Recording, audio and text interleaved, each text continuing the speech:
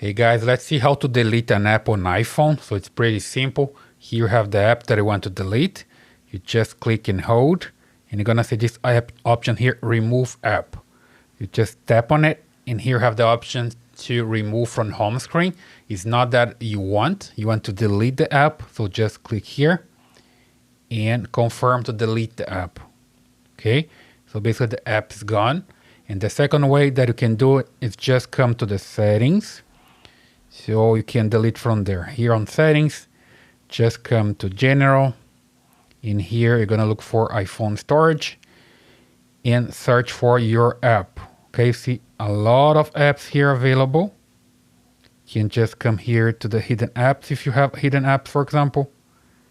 And here, in this case, I don't have anyone, but you can just click show all, find the app that you want, and then you can delete from here as well. Okay. Let's see this one, for example. I can just move to the left, tap delete, and delete the app, and it's gone as well. So pretty simple. That's the way you can delete any app on your iPhone.